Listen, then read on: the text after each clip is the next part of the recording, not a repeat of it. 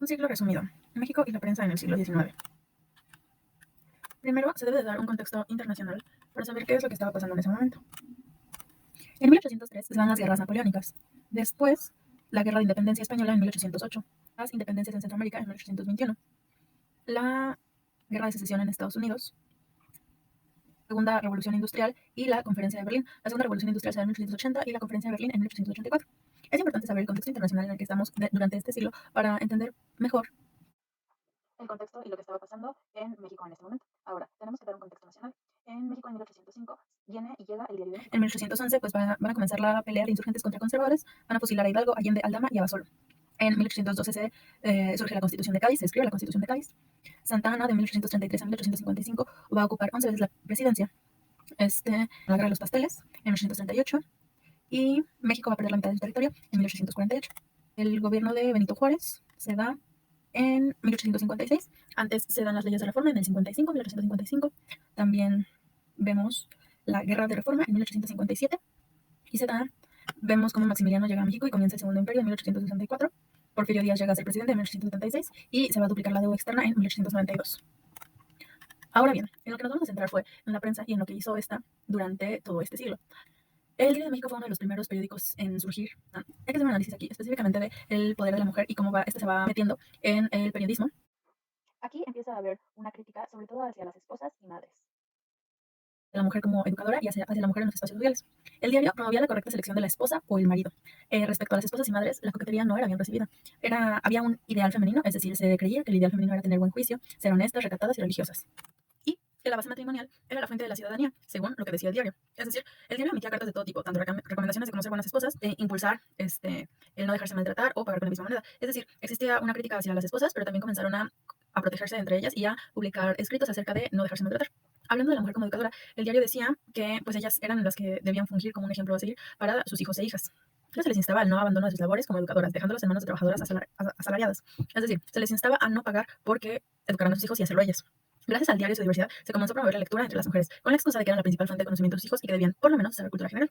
Después, la mujer en los espacios sociales. Aquí se criticaba mayormente a las mujeres jóvenes y solteras y las llamadas currutacas, es decir, las que estaban casadas, pero que se consideraba que tenían una vanidad excesiva. Es decir, las que, aún a pesar de estar casadas, participaban en actividades como las caminatas en la Alameda, ir al teatro o los bailes, que se consideraba que solamente eran actividades para las mujeres jóvenes y solteras que estaban en busca de un esposo. Ahora hablaremos de la Guerra de Independencia y el papel que la prensa tuvo durante este movimiento en México. Durante este movimiento en México existió un periódico específicamente que se llamaba El Despertador Americano. Este se fundó en 1810, estaba pensado como propaganda que iba dirigido a los europeos establecidos en la Nueva España. Los distintos números de este periódico, El Despertador Americano, eran utilizados como medios de manipulación, principalmente para algunos criollos. En 1812, la Gaceta de Valdés informó el juramento de México de la Constitución de Cádiz, por lo que permite la libertad de imprenta. Surge el Mexicano Independiente. Agustín de Iturbide lo fundó para dar propaganda a los ideales de libertad y se consignó la mayor parte de la Guerra de Independencia. Algunos periódicos de trascendencia que se dan durante este momento en la historia mexicana es el Jornal Económico de Veracruz, la Gaceta de Jalapa, el Diario Mercantil de Veracruz, el Seminario Patriótico de Guadalajara, la Gaceta del Gobierno de México, el Conciso, el Seminario Económico de Noticias, curiosas y eruditas sobre arquitectura y demás artes y oficios. Después vamos a hablar del papel de la masonería en el primer México independiente, es decir, de 1821 a 1828. Uno de sus principales objetivos de la masonería en el primer México independiente era ser relevante en el proceso de construcción de una nueva cultura política que se gestó ante el arranque de un sistema político diferente.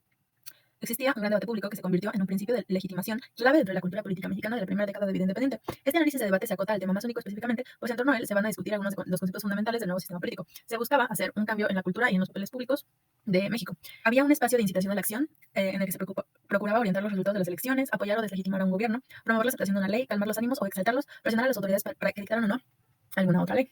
La caricatura política surge en 1826.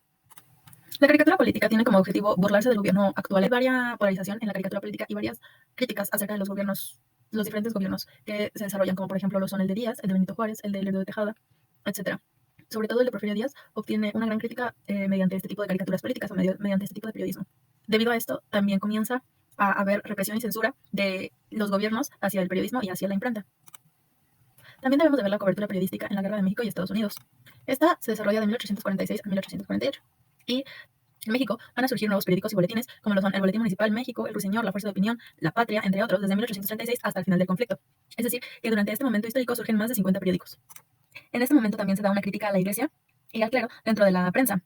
Para la protección de los periodistas y redactores de los periódicos, se comienzan a utilizar lo que son llamados o conocidos como seudónimos, como el nigromante o el gallo pitagórico. En este momento de la historia se acusa al periodismo de escandaloso por la difusión que se les daba en ese momento y las diferentes opiniones que se encontraban entre los norteamericanos y mexicanos. Existían en ese momento varios periódicos que se encargaban de abordar las noticias de guerra, entre los cuales destacan New Orleans P, New Orleans Delta, New Orleans Picayune, New York Sun, New York Tribune, Philadelphia, North America, Boston Atlas, Baltimore Sun y Public Ledger.